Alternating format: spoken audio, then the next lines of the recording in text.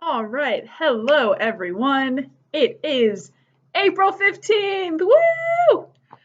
Which for no one else in the world matters. For accountants, this is like our Christmas, except for this year. This year, it's not the tax deadline. So, but still, like, I can't tell you, like, how many things I've done to count down to this day. Because obviously in January, we didn't know this was going to happen. When I started working tax season hours, we didn't know this was going to happen.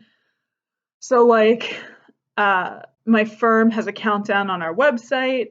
The Houston's in front of me, Nick, he had his own internal countdown going.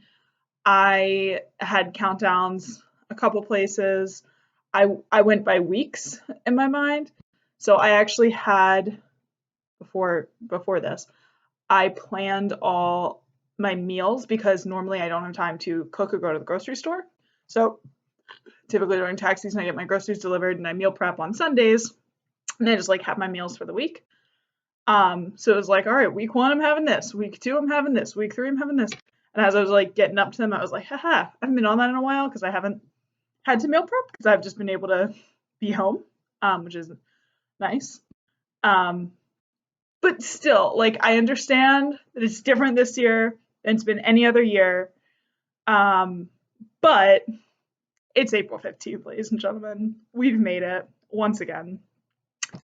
Unfortunately, I woke up this morning and had a tiny little heart attack. My dog was really sick this morning, and I like there was a hot second there where I thought I was gonna have to put my dog down, which was not a fun way to celebrate the 15th. Let me tell you that. But I took her to the vet. They ran a bunch of tests. She's on a bunch of meds right now, so hopefully that fixes her and we're all fine. She has a very, very upset tummy.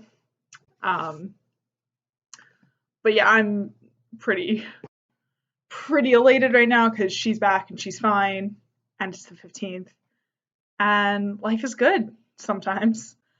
Um, so let me get in terms of global things, we did hit over 2 million cases worldwide, so that's not such good news. Um, the US is not giving any is stopping their funding to the World Health Organization. Also not good news. Um, yeah, a lot of not happy, not a lot of fun things. Um, you know, death and sickness ever. Actually, when I went to the vet, I wasn't even allowed to get out of my car. They came and took Daisy from the car, which scared the hell out of her. She's a rescue. She's very, very shy around people. There's maybe a handful of people who she would let just like walk up to her and handle her. And let me tell you, the vet tech was not on that list. She did a really good job. She made Daisy try to feel really comfortable. And eventually I was like, use two leashes, pull her out. Like, there's no other way this is going to happen. So that's what she ended up doing. And poor Daisy was just shaking the whole time. But then when she came out, she was all, big smiles, wagging tails, happy. Probably because she felt better because they gave her some injections to help start the meds kick in. So yeah, that was not fun. It felt like, I'm really, really not a fan of equating children and pets, just because I think it devalues the pet, which I know that sounds a little crazy, but if we're saying like, oh, this pet is like my child, like, I don't understand why we can't say she's my dog, and have kind of the same. I don't know. It's a little difficult to describe, but I think when people compare their animals to their children, I'm like, no, I mean, she's your animal, and they have a very, very special place in your heart, and that's what we should accept, but they're not your children. Um, that's just my personal opinion. Which people used to say it was only because I didn't have a dog. Now I have a dog. I still feel like that. Now, all that being said, the best scenario I could come up with to not equivocate, uh, explain how I felt not being able to go in with her while she was shaking and afraid was like going up to the ER and they just took my child and were just like, yeah, sit outside in your car. Um, well, because that doesn't tend to happen with dogs, so we don't have a good example for it. Um, yeah, so that happened. Um, Today I learned how to use QuickBooks Online, which was interesting. I hate QuickBooks. I hate QuickBooks Online. It's just, it's really good when it works well. A lot of clients don't know how to use it well, um, which is not on them. It's a confusing interface to begin with, but I think QuickBooks Online hates me. Pretty sure it hates me. That being said, turns out it doesn't work on Internet Explorer. You have to be using Firefox. So I literally have like my friend look at it, I have a partner look at it. People are like, I don't know why it's not showing up. Like, and finally the partner was like, wait, are you in Explorer? And I was like, yeah. Um, Turns out I can't do that. I have to do it in Firefox. Once I open it in Firefox or Chrome, everything worked magically.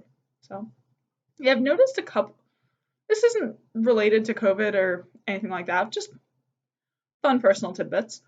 Um, I've noticed a lot of websites are like not supporting Explorer anymore, which I just find kind of funny. Uh, YouTube is like, no, you need to switch to something else. I'm like, okay, okay, buddies. I think it's just Google slowly taking over the world, getting rid of Explorer. Although I guess it works on Edge, but I don't really like Edge. Because I don't know why everyone has their like favorite web browser, but everyone has their favorite web browser, and people are very loyal to their web browsers. They don't really want to switch them. And by people I mean me. I'm loyal to my web browser, and I don't want to switch it. Which is actually funny because in I like different web browsers depending on what interface I'm on. My work computer is a PC, and I like Explorer on my PC. I've recently switched to Firefox for a couple things that were no longer supported on Explorer, so I have to use those there.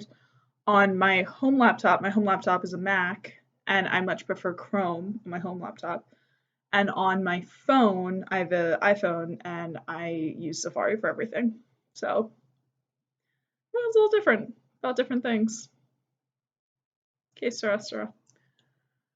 Yeah, since it is April 15th, I was going to order a big sushi dinner to celebrate, but I had to take the afternoon off to take Daisy to the vet. Now that I have the afternoon off, I'm like, maybe I'll go to the grocery store, make a fancy dinner. Well, then I have to do the dishes because there's no one here to do that. So, were this a normal April 15th, I'd still be at work, evidently. But the Westchester office hosts their party on the 15th. We call it the EGOTS party. I'm sorry, the EOTS party. The EGOT is something else. But I get them confused in my brain a lot because they sound the same. The EOTS, the end of tax season party. Westchester's has theirs on the 15th. And then typically Oaks has theirs the Thursday after the 15th. So in normal years, we'd have ours tomorrow. We have our big party, and then typically the Friday after tax season, we have off. This year, we're suspending that for the time being. I think they're going to put it the Friday after the actual tax deadline this year, but we don't know about that yet. To be determined. So I do have to say, April is kind of flying so far. We're already 2 weeks into April, and I like blinked. I was like, wait, weren't we just in March like a day ago? So I guess that's good. If you have to be in quarantine, I guess it's, good for it to go fast. I don't know. To be determined, I guess. But yeah, so. All right, well, I think that's it for me today. I'm going to go brave the grocery store. Talk to you later.